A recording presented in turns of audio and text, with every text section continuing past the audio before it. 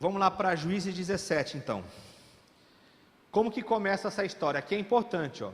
É a partir daqui que tudo começa. Esse final é importante entender o capítulo 17, que é do 17, que vai desenvolver tudo o que vai acontecer de bom e de ruim aqui no final. Como que está o título na sua Bíblia? Deve estar mais ou menos assim, ó. Mica e o ídolo da sua casa. Não é isso? Aí vai falar a história desse homem, que ele tinha um ídolo na casa dele, ele tem uma questão com a mãe, e aí ele pega o dinheiro da mãe, aí depois devolve, e aí ele tem ali uma condição de comprar ídolos. A casa dele se torna uma casa de ídolos. Vamos ver isso? Verso 5. Olha só como está no verso 5. E teve este homem, Mica, uma casa de deuses, e fez um éfode. O que é éfode? Como é que está na sua versão aí? É um manto, né? Aquele manto sacerdotal. E terafins, olha os ídolos aí. E consagrou um de seus filhos para que ele fosse por sacerdote. Aí o texto vai dizer aquela chave de leitura, não havia rei ali. Então o que ele faz? Ele consagra um filho como sacerdote. Mas veja, qual que é a situação aqui? O conceito aqui é idolatria, certo? Ele faz a casa dele uma casa de deuses. E consagra o filho como sacerdote. Pegou aí o começo? Tá. O que acontece? Verso 7. Aí vai vir a história. É importante isso aqui. E havia um moço de Belém, de Judá, da tribo de Judá, que era levita e peregrinava ali. Esse verso aqui ele é muito profundo. Por quê? Está falando de um levita que não é da tribo de Levi. Você parou para perceber isso? Como pode ser levita e não ser da tribo de Levi? Ele é um levita da tribo de Judá. Então, o texto está informando o que para a gente? Os levitas, eles estão já na itinerância. Eles estão andando. E não está contando aqui a questão dessa tribo. Ele começa a exercer um papel de levita, mesmo não sendo da tribo de Levi. É da tribo de Judá. Ok? Não parece que é confuso? Se é levita, tem que ser da tribo de Levi. Como é que ele pode ser levita da tribo de Judá? Mas é por causa disso. Está começando a fazer uma itinerância e aí não guardou esse princípio. Alguns vão entrar aqui para falar o seguinte: não, o pai dele não era da tribo de Levi, mas a mãe poderia ser. Então tem uma disputa, mas é pouca gente que defende isso. O conceito aqui é que já está tendo uma itinerância. Você vê que ele não está aqui junto do povo, ele já está andando por lá. Este homem partiu da cidade de Belém de Judá para peregrinar, palavra-chave aqui, onde quer que achasse conveniente. Chegando ele, pois, à montanha de Efraim, até a casa de Mica, seguindo o seu caminho, disse-lhe Mica, olha, ele encontrou agora esse Mica.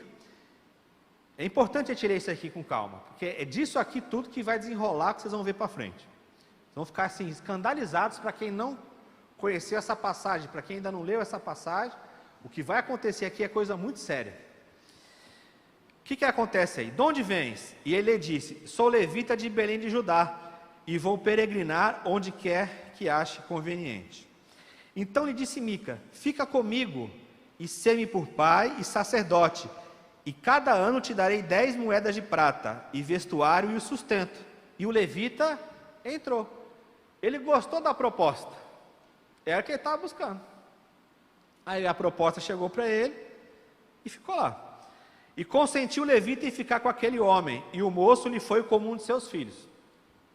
E Mica consagrou o levita, e aquele moço lhe foi para o sacerdote, e esteve em casa de Mica. Então disse Mica, agora sei que o Senhor me fará bem, porquanto tem um levita por sacerdote.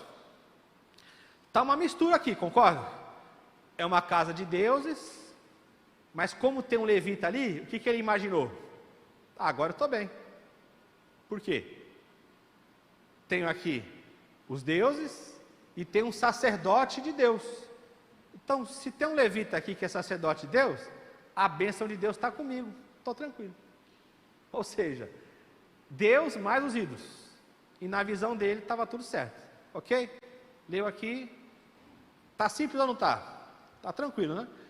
Ele achou o levita, pagou ele o serviço, e agora, na visão dele, está tudo bem, porque ele é um levita de Deus e a bênção de Deus vai chegar.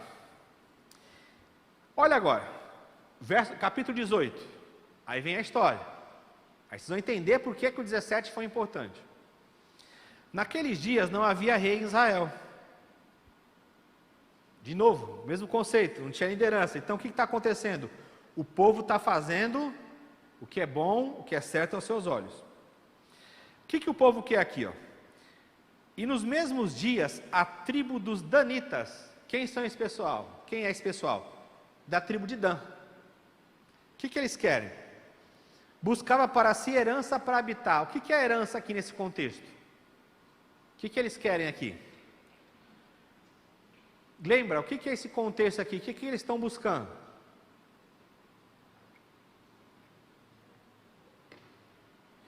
Qual que é o contexto de Josué? Tem que herdar o quê? A terra. E quando tem a terra, tem as distribuições ali da terra, não tem? Cada tribo vai ficar com um pedaço de terra. Essa tribo aqui de Dan está procurando o quê? O seu espaço também.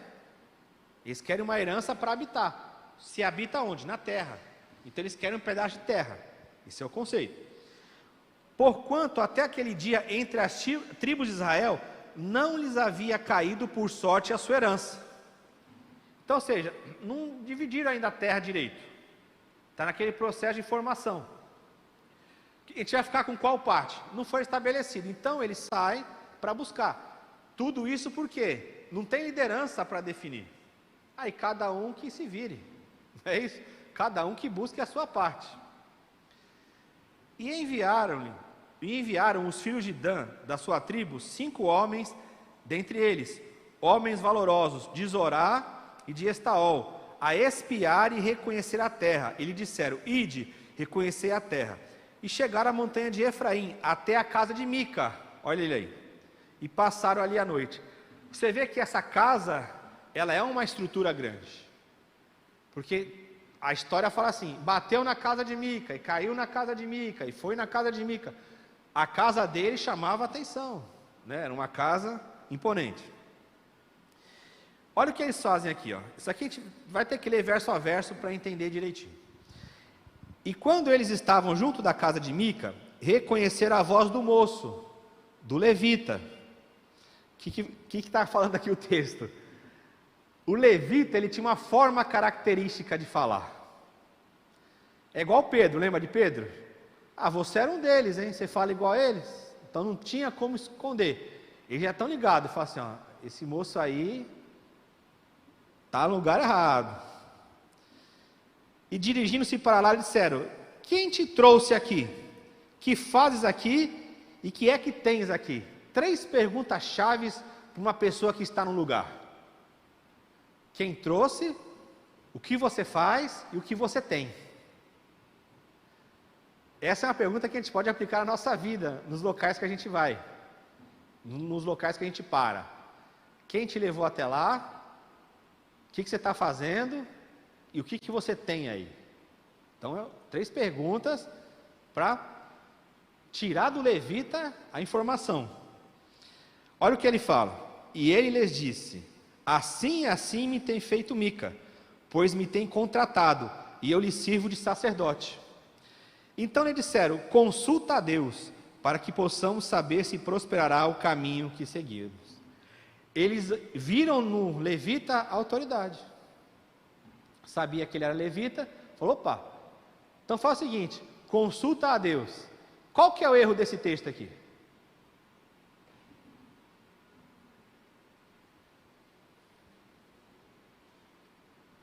Qual que é o erro? Que a gente pode cair também nesse erro. É fazer as coisas sem consultar a Deus. Porque se eles não encontram esse levita, eles já tinham tomado a decisão de ir. Como é que eles saem para depois consultar o Senhor? Eles só consultaram o Senhor aqui porque viram que eu era levita. Aí eles falam assim: consulta o Senhor aí por nós. Você vê que complicado isso? Porque não havia rei em Israel. Cada um estava fazendo o que parecia bem aos seus olhos. Então eles não consultam ao Senhor. Eles não vão lá diante do Senhor e falam: Senhor, nós temos uma parte na terra. Qual que é essa parte? Aonde que nós temos que ir? Mas não. Eles falam assim: vamos ver a nossa parte. Aí eles saíram. Aí quando ouviram a voz e perceberam que era um levita, eles falaram: opa, aqui tem um sacerdote. Vamos consultar a Deus. Ou seja, no meio do caminho que eles consultam a Deus. Isso é perigoso.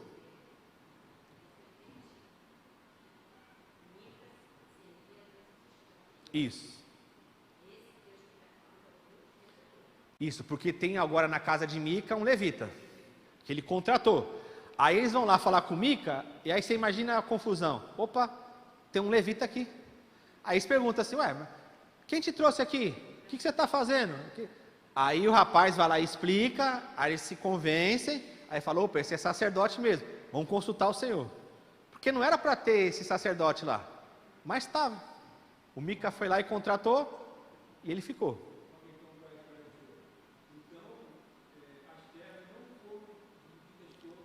Isso, ainda não. Está na posse. Está ainda aí. Está conquistando ainda. Ainda tinha. Exatamente. 7. Não, 6. Olha o que o sacerdote vai dizer para eles: ide em paz, o caminho que seguis está perante o Senhor. Palavra boa, né? Vai em paz, que Deus é contigo. Então foram-se aqueles 5 homens e chegaram a Laís. E viram que o povo que havia no meio dela estava seguro, conforme ao costume dos sidônios, quieto e confiado. Nem havia autoridade alguma do reino que por qualquer coisa envergonhasse alguém naquela terra. Também estavam longe dos sidônios e não tinham relação com ninguém. O que o texto está mostrando? Que aquele povo que eles foram lá, que eles encontraram aquela terra, era um povo pacífico, era um povo quieto e principalmente era um povo que? Isolado. Eles olharam e falaram assim: é aqui mesmo.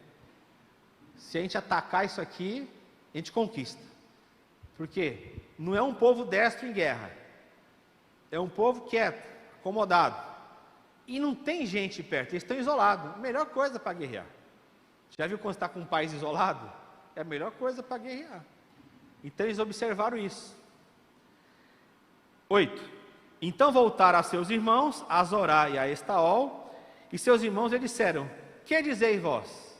Então eles estão no papel do que aqui? De espias. Igual Josué e Caleb, lembra? Eles estão no papel de espias aqui. E eles disseram: levantai-vos e subamos contra eles, porque examinamos a terra, e é terra muitíssimo boa. A mesma coisa que o Josué falava lá atrás. E vós estareis aqui tranquilos? Não sejais preguiçosos em irdes para entrar a possuir a terra. Aí eles vão possuir a terra. Correto? É isso. Não, os 5 foram fazer o que lá? Espiar. Voltaram e trouxeram a informação. Aí falou assim: vamos lá que agora a terra é boa, não fica na preguiça aí não, vamos embora. Aí agora vai acontecer, Verso 14. A partir do verso 14 fala lá: então responderam os 5 homens que foram espiar a terra de Laís e disseram a seus irmãos: sabei vós também que naquelas casas há um éfode e terafins e uma imagem escultura de uma fundição. Vede, pois, agora o que haver de fazer. E está comunicando o que agora? A questão dos ídolos da casa do Mica. Então se dirigiram para lá e chegaram à casa do moço, o levita, em casa de Mica, e o saudaram. Olha a estratégia aqui. Eles agora vão querer o quê? Entrar na terra e ter o que na terra com eles? O que eles vão querer agora que tem na terra?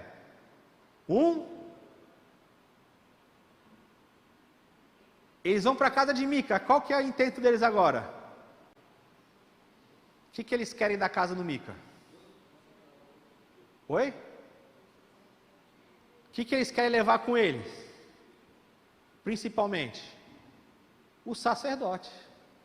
Eles querem alguém de Deus no meio da terra. É isso que eles querem.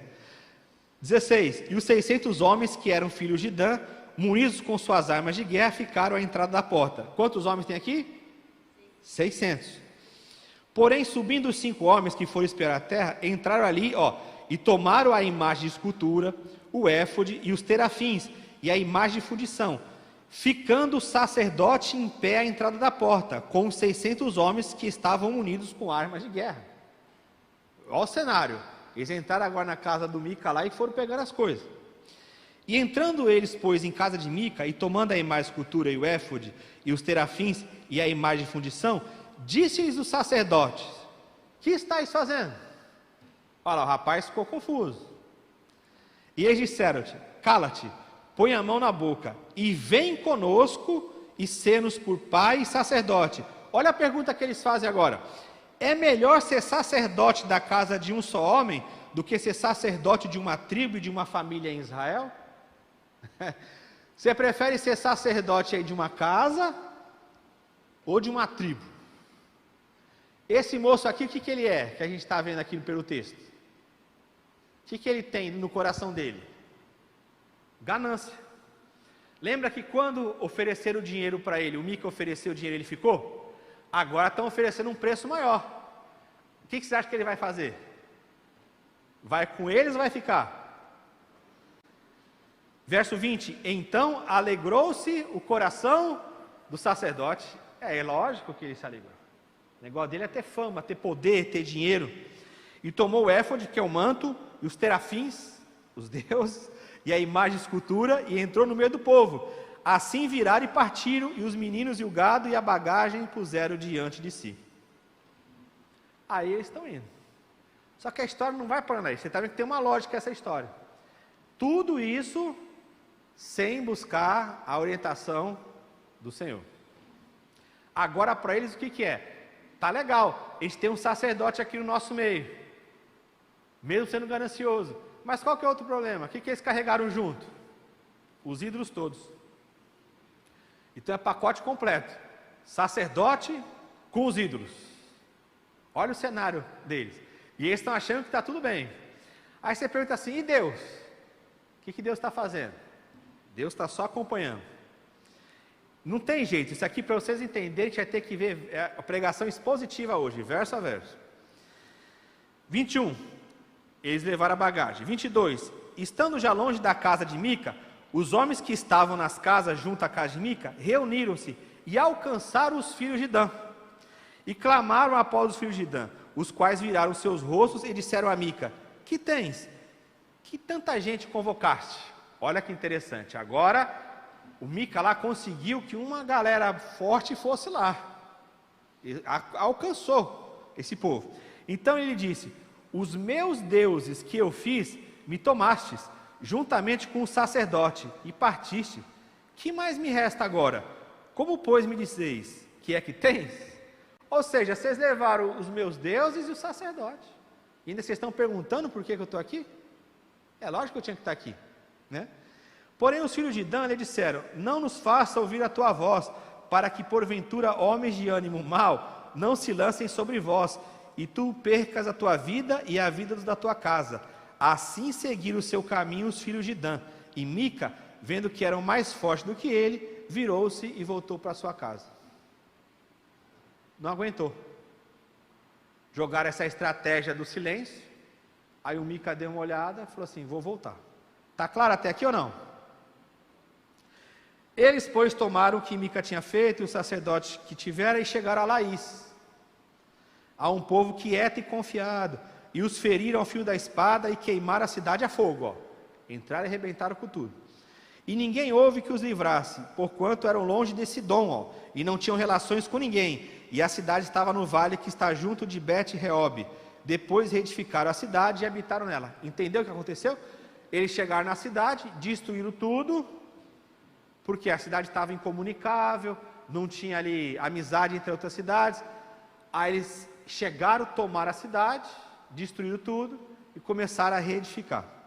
E eles vão dar um nome para ela agora, verso 29. E chamaram o nome da cidade Dan, conforme ao nome de Dan, seu pai, que nascera em Israel. Era, porém, antes o nome dessa cidade, Laís. Aí eles vão designar outro sacerdote. E os filhos de Dan levantaram para si aquela imagem de escultura e Jonatas, filho de Gerson, e o filho de Manassés, ele e seus filhos foram sacerdotes da tribo dos danitas até o dia do cativeiro da terra.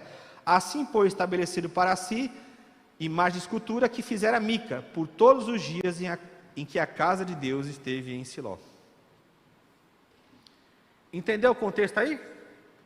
Chegaram na terra, tomaram, reedificaram a terra, estabeleceram agora o culto ali, as práticas dele, fechou o assunto. Mas ainda Deus está só vendo, e a história está caminhando. Olha o que vai acontecer agora vai começar a apertar agora. 19, de novo, ó.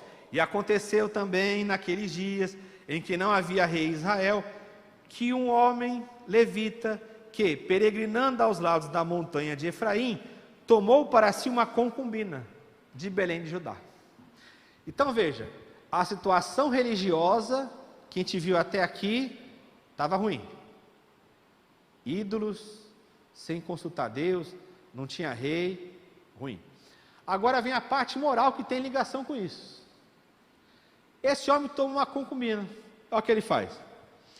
Porém a sua concubina adulterou contra ele, e deixando foi para a casa de seu pai em Belém de Judá, e esteve ali alguns dias, a saber 4 meses. A mulher teve um rolo, voltou para a casa do pai. Para encurtar aqui, o que vai acontecer? Esse homem ele vai agora, olha o verso 3, ele vai se levantar e foi atrás dela. É aquele caso que a gente fala, né? O homem foi traído, mas gostava, né? Só que cuidado, parece que é um bom homem, não parece? Vai atrás da mulher, para exercer o perdão, vai falar com o pai dela, tal. Aí ele vai lá falar com o pai. Aqui a mulher está mal na história, não está? Mas daqui a pouco vocês vão ficar com pena da mulher. Vai vendo como que vai mudando. Se parar aqui, você fala assim, adúltera, não presta, fez isso. Calma que vocês vão ver onde que vai chegar essa história. Lembra que aqui o padrão moral está baixíssimo. Aí ele vai lá se encontrar com o pai, se bebendo, comendo, e fica naquele vai, não vai, naquele enrola. Vamos pular aqui para o verso 12. Olha só quanto tempo demora lá na casa do sogro, e vai aquela conversa para trazer a moça de volta. Porém disse-lhe seu senhor, verso 11, estando pois já perto de Jebus, e tendo se declinado muito o dia, disse o moço a seu senhor, vamos agora, e retiremo-nos a esta cidade dos Jebuseus, e passemos ali a noite. Quem que era? Era o homem que foi traído, ele agora está com quem? Com a concubina, e com o moço que é o servo dele. Aí o moço dá esse conselho para ele, entendeu? Eles agora já saíram da casa do pai da moça, e estão tomando o seu caminho, correto? Tem que entender isso aqui, porque isso aqui que é o ponto do que vai acontecer, correto? Ele agora está com a mulher de volta, junto com o seu servo. Aí o servo dá um conselho para ele. Aí o que ele faz? Porém, verso 12, disse-lhe seu senhor, não nos retiraremos a nenhuma cidade estranha, que não seja dos filhos de Israel, mas iremos até Gibeá. Disse mais seu moço, vamos, e cheguemos a um daqueles lugares, e passemos a noite em Gibeá ou em Ramá. Passaram, pois, adiante, e caminharam, e o sol lhe pôs junto a Gibeá, que é a cidade de Benjamim. Cidade de quem? Benjamim é uma tribo, uma das 12 tribos. Guarda esse nome, Benjamim. Importante aqui também. Correto? O que acontece aí? E partiram para lá, para entrar e passar a noite em Gibeá, e entrando ele, assentou-se na praça da cidade, porque não houve quem os recolhesse em casa para ali passarem a noite. Qual que é o perigo de ficar na praça? Oi? Atacado em que sentido? O que eles faziam com as pessoas que ficavam na praça? E agora?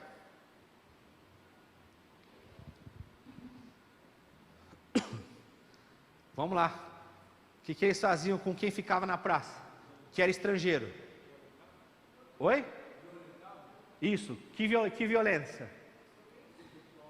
Como que chama isso? Estupro. O texto aqui não é homossexualismo. Não adianta trazer para o conceito moderno de homossexualismo, não adianta. Esse texto aqui e o texto de Ló, a questão era falta de hospitalidade. Lembra de Ezequiel? Ezequiel vai falar isso. O que era a falta de hospitalidade? Eles abusavam sexualmente dos estrangeiros, não porque eles eram homossexuais, mas por maldade. Lembra lá do Ló? O que o Ló oferece? As filhas. Você ofereceria hoje a sua filha para alguém deitar com ela? Não, mas era o contexto da época. A mulher era nada. A mulher era nada naquela época. Então veja, o contexto não é homossexualismo, o contexto é estupro. É pegar a pessoa lá e violentar na praça. Aqui é o mesmo contexto. Eles ficam na praça, ele não quis ir para aquela cidade que o moço indicou. Ele falou assim, não, vamos lá para a tribo, lá para a nossa terra lá, que a gente vai perto da cidade da tribo de Benjamim. Aí o que acontece? 16. E eis que um velho homem, vindo à tarde do seu trabalho do campo, e era este homem da montanha de Efraim, mas peregrinava em Gibeá. Eram, porém, os homens deste lugar filhos de Benjamim. Filhos de quem? Tribo de Benjamim, está bem claro, né? Levantando ele, pois, os olhos, viu a esse viajante na praça da cidade e disse ao ancião, para onde vais e de onde vens? E ele lhe disse, viajamos de Belém de Judá até os ídolos da montanha de Efraim, de onde sou, porquanto fui a Belém de Judá, porém agora vou à casa do Senhor, e ninguém há que me recolha em casa. Falta de hospitalidade, correto? Todavia temos palha e pasto para os nossos jumentos, e também pão e vinho há para mim, e para a tua serva, e para o moço que vem com os teus servos. De coisa nenhuma há falta. Então disse o ancião, paz seja contigo, tudo quanto te faltar, fique ao meu cargo. Tão somente não passes a noite não passa na praça. Está claro ou não está claro? O cara falou que tinha lá coisa, e falou assim, então fica sob os meus cuidados, ok? E levou a sua casa, e deu pasto aos jumentos, e lavando os pés, comeram e beberam. Isso é hospitalidade. Igual Abraão lá, lavar os pés, comer e beber. Está claro ou não está claro? Vamos ver. Estando eles alegrando o seu coração, eis que os homens daquela cidade, esses homens eram o quê? Não, eles eram... Sim, o texto vai dizer isso. Mas lembra que eu falei para gravar? Esses homens eram o quê? Benjamim. Guarda isso, esses homens eram de Benjamim. Aí o texto fala que eles eram o que aqui? Filhos de Belial. Cercam a casa batendo a porta e falaram ao ancião, senhor da casa, dizendo, tira para fora o homem que entrou na tua casa para que o conheçamos. O que é isso aqui? Eles vão fazer o que com ele? Estuprar, violentar o homem. Tira esse homem aí. Está claro ou não está claro? Eles querem a mulher? Eles querem o quê? O homem, porque é fazer uma desonra para o homem. A gente quer conhecer ele, manda para fora. Eles iam fazer o quê? A noite toda, eles iriam estuprar o homem. Está claro ou não está claro? E o homem, dono da casa, saiu a eles e disse, não, irmãos meus, ora, não façais semelhante mal, já que este homem entrou em minha casa, não façais tal loucura. Eis que a minha filha virgem e a concubina dele, vou-los tirarei fora, humilhai-as a elas, e fazei delas o que parecer bem aos vossos olhos, porém a este homem não façais essa loucura. Dá para trazer esse texto para os dias de hoje? Esse homem aqui é mau ou é bom? Era o costume da época, a mulher na época não valia absolutamente nada. Ele fala assim, não pega esse homem aqui não, está aqui a minha filha que é virgem e a concubina dele, abusa delas, mas não toca nesse homem. Se fizer isso hoje, você vai falar o que para ele? Interna que é maluco. Por isso que tem que ler a Bíblia entendendo o contexto, porque se você pegar essa passagem e falar assim, eu vou fazer isso porque está na Bíblia, vou falar, você é maluco, mas está na Bíblia mesmo. Mas a Bíblia não está dizendo que isso aqui é correto, mas está registrado. Era o costume da época. Então ele oferece a filha virgem, olha que coisa terrível, e a concubina do homem. Porém, aqueles homens não o quiseram ouvir. Então, aquele homem pegou da sua concubina, veja aqui, mudou o circuito. O dono da casa falou, aí o pessoal não deu ouvidos para ele. Aí aquele viajante, o que ele faz? Ele pega da concubina dele e tira para fora. Eles a conheceram e abusaram dela toda a noite até pela manhã, subindo a alva, a deixaram. Imagina, essa mulher foi estuprada por vários homens, a madrugada inteira. Aí chegam lá e deixam a mulher lá. E cadê Deus nisso aí? Deus está ainda quieto. Mas a história está rolando. O padrão moral está baixo. Correto? Essa é a história. Abusaram da moça e deixaram lá. 27. E levantando-se seu senhor pela manhã, e abrindo as portas da casa, e saindo a seguir o seu caminho, eis que a mulher, sua concubina, jazia à porta da casa, com as mãos sobre o limiar. E ele lhe disse, levanta-te e vamos. Porém ela não respondeu. Então, levantando-se o homem, a pôs sobre o jumento e foi para o seu lugar. Para ele era o quê? Nada. Levanta e vamos. Terrível, né? Mas ele era um homem o quê? Traído, lembra? Ele era um homem traído. Ele era um homem traído. Aí chega para a mulher que está lá estirada e fala assim, vamos embora. Qual que é a dúvida aqui no texto que surge? Aí tem as duas escolas rabínicas que entram aqui. Qual que é a dúvida no texto? Quando ele fala com a mulher está viva ou ela está morta? Essa é a questão. Se ele fala com ela, a tendência é imaginar que ela está viva, senão ele não ia falar com o morto. Mas tem essa dúvida, se ela está morta. Outros defendem que, por ela ter traído ele vai executar agora o juízo. Por quê? Veja, ele foi até a casa do pai, trazê-la de volta. A gente não sabe o que iria acontecer quando ele chegasse com ela em casa. Qual foi o problema? Que ele passou lá pela cidade e aconteceu isso. Viu como a história é complexa? Como é difícil a gente ser dogmático e falar, é isso. É difícil fazer isso na Bíblia. Eu não posso botar a minha cabeça no texto. Eu tenho que respeitar o limite do texto. Por isso que tem as duas escolas.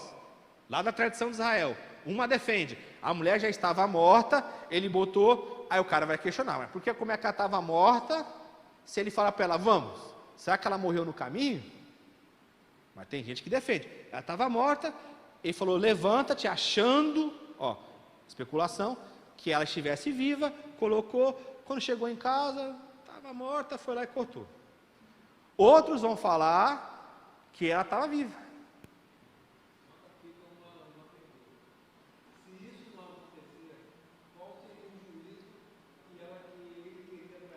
Pois é isso aí que a gente está falando. A gente não sabe como que estava a cabeça dele. Agora a pergunta é a seguinte, exato. O que a gente tem que perguntar aqui? Um estupro dessa forma tiraria a vida dela? A gente não sabe como foi o estupro. A gente não sabe.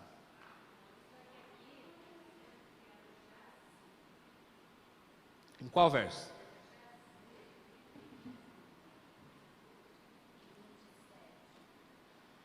Sim. Jazia à porta, ela estava na porta. Ali é o seguinte, ela já estava na porta. O jazia aí não é morto, jazia, ela já estava ali na porta. Isso.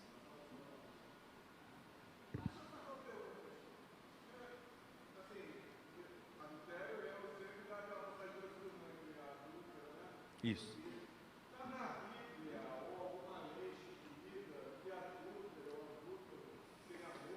Sim.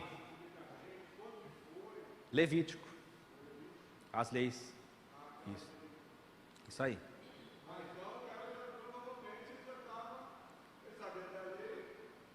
Sabia, tinha esse sentimento com ele. A gente não sabe como que é a questão. A gente não sabe o que ele faria quando chegasse em casa com ela, se não tivesse esse problema. Será que ele amava, ia deixar lá? Não sabe. Aconteceu isso. E olha como que o capítulo termina. E sucedeu que cada um que via aquilo dizia, nunca tal se fez. nem se viu desde o dia em que os filhos de Israel subiram da terra do Egito até o dia de hoje. Ponderai isto, considerai e falai. Essa mulher, ela falou estando morta, concorda? A pele dela, o corpo dela bradou. Foi uma coisa tão agressiva que quando o pedaço dela chegou em cada tribo, o que o povo falou assim? Misericórdia, isso é coisa muito grave. Entendeu como que está a história aí? Como está brabo o negócio? Ele foi esperto. Esse homem aqui, que nem na linguagem do carioca, ele é malandro. Lembra que quem escolheu a cidade foi ele. O moço falou assim, vamos para outra. Ele escolheu aí. Então é o seguinte, ele foi lá, ó, ele podia ter pegado a mulher e enterrado. Ele foi lá e cortou a mulher. E enviou cada pedaço para as tribos. Ele quis chocar. Oi? E hoje, naquela época não valia nada, hoje ele estaria morto.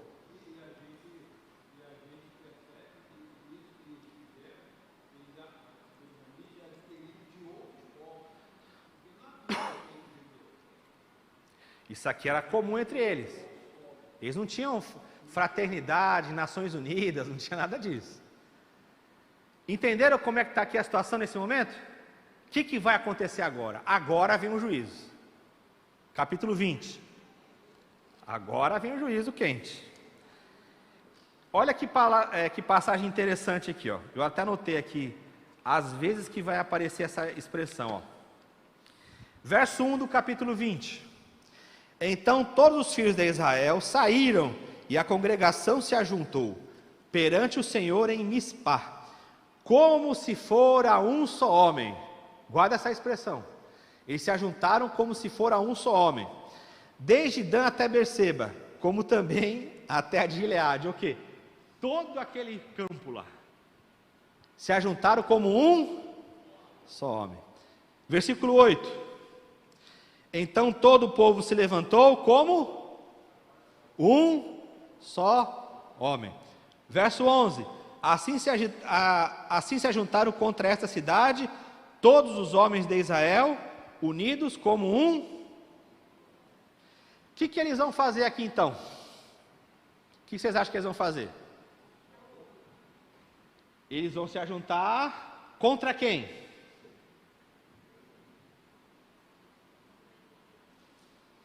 Ó, lembra que eu falei para vocês, guarda esse nome, guarda esse nome. Eles vão se levantar contra os benjamitas. Mas os benjamitas são o que deles? Irmãos. Eles são irmãos.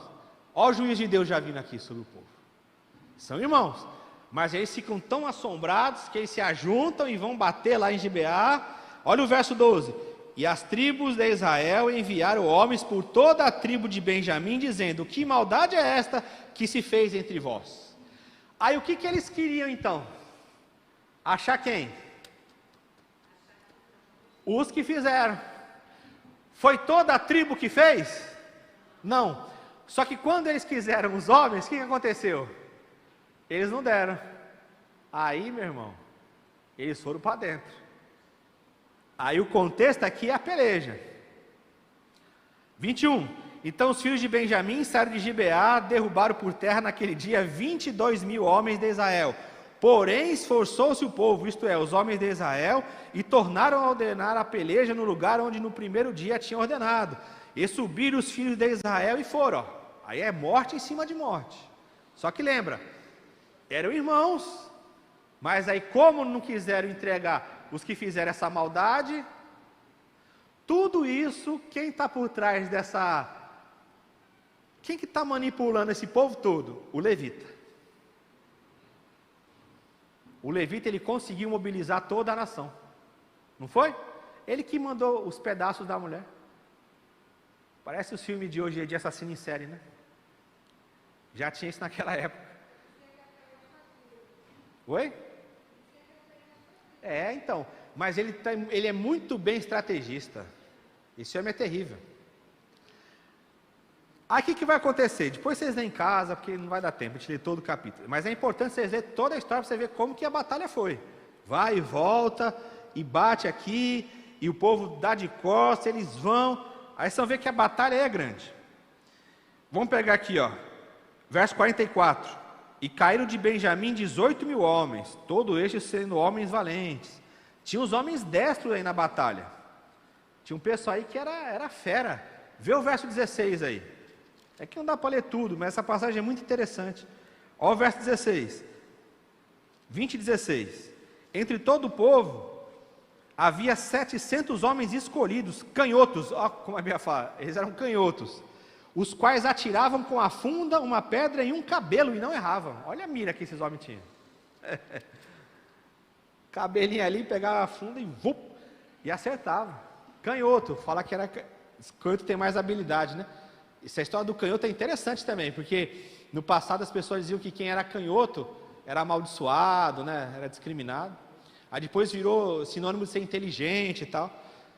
É bom de bola, isso aí, é bom de bola, exatamente. Então viu aí que o negócio foi sério. Depois vocês pegam o capítulo 20 e estudam em casa, que é muito interessante. Para fechar, 48. E os homens de Israel voltaram para os filhos de Benjamim e os feriram ao fio da espada, desde os homens da cidade até os animais, até a tudo quanto se achava, como também a todas as cidades, quantas acharam, puseram fogo. E agora? Acabou. Só que lembra, Benjamim era o que deles? Irmãos. O levita fez o rolo. Aí Deus se utilizou disso. 21. Último capítulo, né? 21. Aqui você tem que ir com calma um pouquinho. Ora, tinham jurado os homens de Israel em Mispar, dizendo: nenhum de nós dará sua filha por mulher aos benjamitas. Isso era uma declaração que tinha lá atrás já. Era um juramento. Veio, pois, o povo a Betel, e ali ficou até a tarde diante de Deus, e todos levantaram a sua voz e prantearam com grande pranto. E disseram: ah, Senhor Deus de Israel, por que sucedeu isso em Israel, que hoje falte uma tribo? Olha que incoerência, eles vão lá, matam os caras e depois clamam a Deus, né? Ó Senhor, por que isso foi acontecer? Mas por que eles estão preocupados com isso? Porque sobrou gente, tem sempre quem fica em outras localidades. Então tinha gente espalhada ainda que era benjamita, mas aquela cidade onde eles ficaram foi destruída. Ah, esse homem aí você vai ver ainda. Esse homem aí é o perigo. Você vai ver que quando ele chega e ele fala isso nesse contexto, ele se põe como um coitadinho. Só que ele não fala a realidade da história. Ele se põe: fizeram isso com a minha concubina, né? Veja aí, 4. E sucedeu que no dia seguinte o povo pela manhã se levantou e edificou ali o altar, e ofereceram holocausto e tal, e aí vão fazer um arrependimento, ó. Verso 6, e arrependeram-se os filhos de Israel acerca de Benjamim, seu irmão, e disseram: cortada é hoje de Israel uma tribo. Como havemos de conseguir mulheres para os que restaram deles? Pois nós temos jurado pelo Senhor que nenhuma de nossas filhas lhe daríamos por mulher. E agora? Como que vai multiplicar essa terra aí? A gente não vai dar a mulher para eles. E agora? A gente fez um juramento. Então, mais guerra. Olha o que eles vão fazer. E disseram: há alguma das tribos de Israel que não subiram ao Senhor a Mispá? E eis que ninguém de Jabes Gileades viera ao arraial, à assembleia. Aqui é o covardão. É o que não quer se meter. Aí sobrou para ele, né? Porquanto, quando se contou o povo, eis que nenhum dos moradores de Jabes Gileades se achou ali. Não foi para a guerra. Quem não vai para a guerra, sobrou. Então a assembleia enviou para lá 12.000 homens dos mais valentes, e lhes ordenou, dizendo: ide, e ao fio da espada feri aos moradores de Jabes Gileade, e às mulheres e aos meninos. Porém, isto é o que haveis de fazer: a todo homem e a toda mulher que se houver deitado com o homem, totalmente destruireis. E acharam entre os moradores de Jabes Gileade 400 moças virgens, que não tinham conhecido o homem, e as trouxeram ao arraial a Siló, que está na terra de Canaã. Só sobrou virgem. Eles foram lá e exterminaram tudo. Acharam 400 virgens, ó. Vão dar ainda 400 virgens, ó. Vão dar ainda... Foram bonzinhos ainda. Se fosse hoje, ia ser difícil arrumar aí, hein? Hoje está complicado. Mas lá tinha ainda 400. É claro que é um número simbólico. Tinha 400 certinho. É um número simbólico. A gente não vai... Vocês sabem disso, que essas contagens, como é que eles faziam. Aí o que acontece? Eles vão dar essas mulheres, ó, verso 13. Então toda a assembleia enviou e falou aos filhos de Benjamim, que estavam na penha de Rimon, ó. Tinha um local lá que ficou ainda um povo. E lhes proclamou a paz. Então aqui chegou a paz. É claro também, né? Você acha que esse povo aqui vai se levantar contra Israel de novo? Não vai. E ao mesmo tempo voltaram os benjamitas e lhe deram as mulheres que haviam guardado com vida das mulheres de Jabes de Gileade. Porém essas ainda não lhes bastaram. Então o povo se arrependeu por causa de Benjamim, porquanto o Senhor tinha feito brecha nas tribos de Israel. Olha o Senhor aqui apareceu. Deus usou dessa ocasião para trazer um juízo. Então a morte daquela mulher foi um juízo que veio. Aí o Senhor abriu uma brecha. Essa palavra brecha é aquela mesma que é usada lá contra Uzá. Lembra? Quando Uzá foi tocar na arca do Senhor, ele morreu. Lembra disso? A arca estava caindo, ele foi botar a mão na arca. Aí o texto fala que o Senhor rasgou ele no meio, abriu uma brecha. Então aqui é esse contexto. Então, aqui apareceu o Senhor, tá vendo? Estava quietinho, né? Mas o Senhor estava vendo toda a desgraça que eles estavam fazendo. Ok? Enfim, eles vamos passar lá para o verso 23. E os filhos de Benjamim o fizeram assim e levaram mulheres conforme ao número deles, das que arrebataram das rodas que dançavam, e foram-se e voltaram à sua herança e reedificaram as cidades e habitaram nelas. Quem é essa mulher? Trouxeram mais mulheres para eles, né? Então os filhos de Israel partiram dali, cada um para a sua tribo e para a sua família, e saíram dali, cada um para a sua herança. Ó, cada um volta agora para o seu pedaço de terra. Mas, como é que está a situação ainda? Naqueles dias não havia rei em Israel, e cada um estava fazendo o que parecia bem aos seus olhos. Qual que é a sequência lógica agora? É a gente entrar em 1 Samuel, né? Porém, na ordem da Bíblia aí, qual o livro que aparece? Ruth. Então, qual que é a minha proposta aqui para vocês? O mês que vem, permitindo o Senhor, a gente estudar 2 livros. Ruth junto de Esther. Tá ok? A gente estuda Ruth e Esther juntos. Aí depois a gente vai para 1 e 2 Samuel. Aí começa Crônicas, Reis, aquela questão toda. Então, viu como está o caos aqui ainda? Está ainda sem liderança. Depois a gente vai ver como que vai chegar essa liderança lá em Samuel. Mas essa história aqui não é chocante? A maldade que eles faziam. Então essas coisas hoje, é aquilo que a gente fala, o mundo ele avançou. O mundo melhorou. Para quem é pregador do caos, é só você olhar essas histórias na Bíblia e ver como que as pessoas tratavam umas às outras. E é lógico que o mundo tem que melhorar. Porque é uma coisa simples, é uma coisa lógica. Por que que o mundo tem que melhorar? Porque o Evangelho está sendo pregado em todo mundo. Como é que o mundo vai piorar se você está levando o Evangelho para todo mundo? O mundo vai melhorar. Ah, mas eu leio na Bíblia que o mundo vai piorar. Não, não está escrito na Bíblia que o mundo vai piorar. É a sua interpretação da Bíblia que está dizendo que o mundo vai piorar. Porque se você vai levar o Evangelho para o mundo todo, qual que é a tendência? Melhorar. Até a volta do Senhor. Pega o texto isolado. Mateus 24 é um texto que já tem o seu cumprimento histórico, com a destruição de Jerusalém. Então a gente tem que ter cuidado, porque a gente está vivendo e pregando uma outra coisa diferente. A gente está vendo assim, a gente tem que levar o Evangelho para o mundo todo. Todas as nações têm que conhecer o Senhor. Ora, se todas as nações vão conhecer o Senhor, o que vai acontecer? Vai diminuir a guerra, vai diminuir a falta de amor. Vai ou não vai? Vai.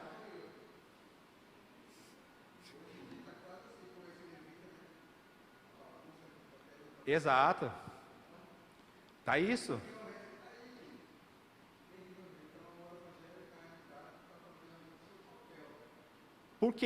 Por que hoje tem uma divulgação maior? Por causa da mídia. Porque assim, o que acontece hoje no Japão, a gente está sabendo na hora. Então dá a impressão que, nossa, está acontecendo muita coisa. Mas por quê? Porque a informação chega muito mais rápido para nós. Por exemplo, hoje aqui, se alguém pegar aqui o filho e oferecer para ser queimado num ritual satânico, o que acontece com essa pessoa? Ela é presa. Naquela época não. Naquela época poderia oferecer o filho a Moloque, poderia queimar o filho. Naquela época poderia abusar das mulheres. Hoje não pode. A irmã até falou, hoje é Lei Maria da Penha. Então assim, o mundo está evoluindo. Só que quando você pensar em mundo, você não pode pensar no local onde você mora. Porque o local que você mora pode estar ruim. Quando você falar de mundo, pensa no mundo todo. Tem locais aí no mundo que é muito melhor que aqui, concorda? Tem locais lá que é bom morar. Então o que acontece? O evangelho ele tem que avançar e ele tem que melhorar esse mundo. Essas passagens que falam assim, mas está escrito que vai ter guerra, rumores de guerra, tudo Mateus 24. A gente já leu aqui Mateus 24. Qual que é o contexto de Mateus 24?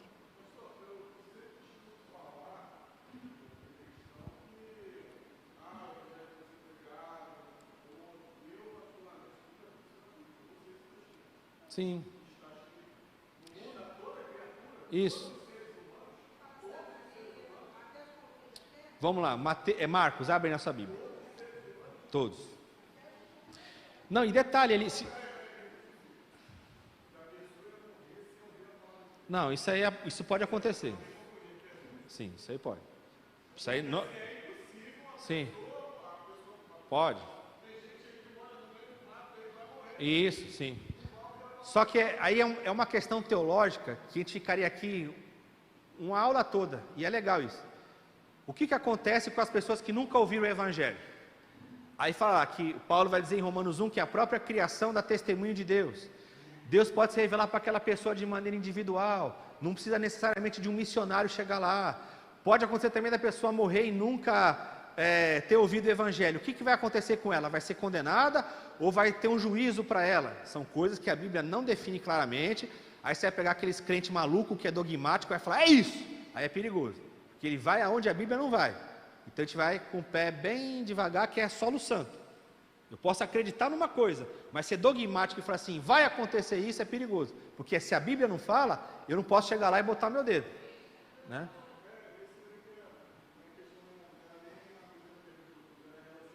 Isso. Sim, sem dúvida. Sem ouvir nisso que a gente entende. Alguém chegar lá com a Bíblia e pregar. Isso. Pode. É porque a mentalidade de muita gente é a seguinte. Isso aqui que eu falar vai dar polêmica, mas é a mentalidade de muita gente. Tem gente que acredita assim, a pessoa morreu, aí acabou para ela. Se ela morreu, tem que ser em vida, aí ela vai comparecer diante de Deus, Deus já vai estar com o palitozão dele lá e já bum, bum, bum, bum, só condenando. Só que é um juízo. E a Bíblia não estabelece claramente quais são os padrões. Uma coisa é certa, a salvação ela passa em Jesus. Agora, passar em Jesus, o que é? É só informação histórica, é eu chegar e falar assim, olha, Jesus foi lá, morreu, crê em Jesus para você ser salvo, ou passar em Jesus é contemplar que Jesus está manifestado em tudo. É um outro patamar aí já. E que você falou, ide e pregai a toda criatura. Essa palavra criatura, se você for abrir o leque, vai dar mais tilt ainda na cabeça das pessoas. Sabe por quê? A palavra criatura ali não é só ser humano. É anunciar o evangelho para toda a criação de Deus. Você já imaginou isso? Por isso que Paulo fala, a criação, ela aguarda a manifestação dos filhos maduros de Deus. A criação, não é o ser humano só, é a criação toda foi sujeita ao pecado. Não dá para a gente entrar aqui rápido, é um assunto muito interessante. Mas se você pegar crente bitolado, você para, porque o cara vai surtar. Se você pegar alguém que é mais aberto, aí você entra. Tem exemplo na vida aí do Francisco de Assis, por exemplo. O Francisco de Assis, ele pregava para os bichos. Eles paravam para ouvir aquele homem pregar. Ele pregava para os passarinhos. Ele conversava com o lobo, ele pacificou um lobo. Que dimensão esse homem tinha de Cristo? Quando fala que a gente vai levar todo o universo para Cristo, está lá em Efésios. O que a gente imagina isso? Você já parou para pensar o que é o universo? A ciência está falando de multiversos.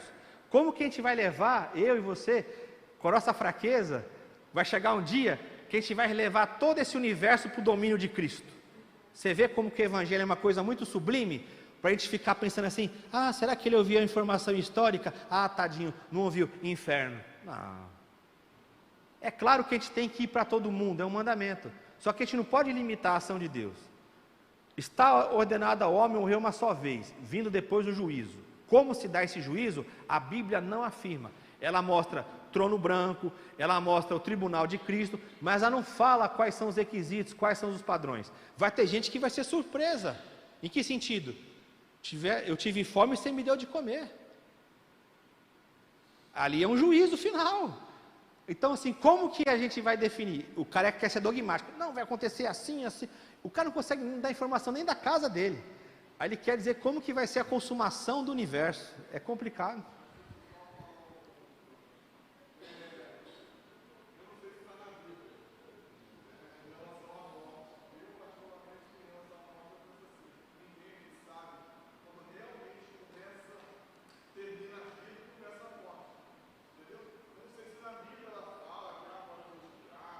Sim. É.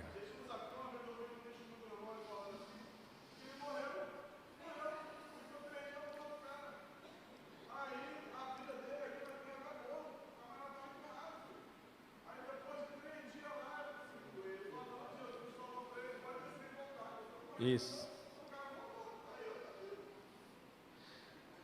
É exato. Isso. Sim, isso é muito profundo.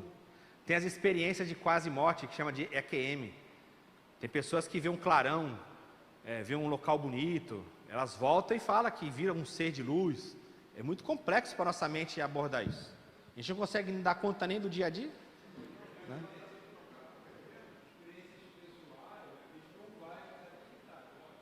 Isso. Isso. Exato. A questão é a seguinte, a Bíblia não fala. Essa é a questão. A Bíblia não aborda isso. Por quê? A Bíblia, ela é para a gente viver. Ela foi dada para a nossa vida. Você pode ver que ela não trata nem da eternidade passada com detalhes, nem da eternidade futura. Aí você fala, por quê? Porque não tem que saber. O que a gente tem que saber é o que está aqui. É como viver Cristo. É isso que a Bíblia quer que a gente faça. Essas especulações, Jesus não entrou. Pode ver que ele não entrava na questão do futuro. Ô mestre, quando é que o senhor vai retornar o reino a Israel? Se preocupa com isso não, isso não compete a vocês. Vocês vão receber o poder para viver o evangelho. O filho do homem, nem ele se coloca ali naquela posição humana, e ele fala assim, o dia e hora nem o filho sabe. Quer dizer que ele não tem o conhecimento hoje? O que ele estava falando? Não compete a nós como homem saber. Porque se ele falasse ali como filho do homem, todo ser humano podia saber. Mas por que ele travou aquele conhecimento nele? Porque ele é o nosso exemplo. Então o que ele está falando? Isso não cabe a nós sabermos. A gente não tem que se preocupar nem com o dia de amanhã, a Bíblia fala. O dia de amanhã, cada dia basta o seu mal. Não andeis ansiosos pelo dia de amanhã. Por quê? Nós temos que viver o dia chamado hoje. É claro que nós temos a certeza da salvação. Conhecemos Cristo, vivemos o Senhor. Agora, como que vai ser? E tal? Vai ser como? Qual juízo vem primeiro? Tudo especulação. É tudo especulação teológica de gente que leu, aí jogou um texto para cá, um texto para lá. Só que a Bíblia não... Jesus não se preocupava em falar isso. É só olhar para Jesus. O que Jesus pregava? Esse é o nosso modelo. Então, eu só sei que é o seguinte, toda essa criação, ela vai ser levada para Cristo, toda. Então, quando falar de pregar o evangelho para toda a criatura, é claro que o que está na nossa dimensão são os seres humanos. Mas como que a gente vai transformar esse mundo todo? São os filhos maduros. Tem gente que já viveu essa experiência. A ciência hoje está chegando nesse nível. A ciência tem falado da questão dos animais, a ciência tem falado da questão das plantas. Tudo que tem vida tem Deus. Deus é vida. O que é vida? Eu sou o caminho, a verdade e a vida. Então tudo que tem vida tem Cristo. Então olha a dimensão. encher o universo com tudo isso, com Cristo. Está longe de acontecer? Para Deus, longe e perto é a mesma coisa.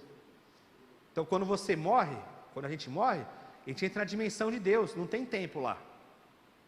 Você já pensou que coisa doida na nossa mente? Você fala assim, eu vou morrer para ficar esperando. Esperando o quê? Você vai para uma dimensão que não tem tempo. Tem tempo aqui.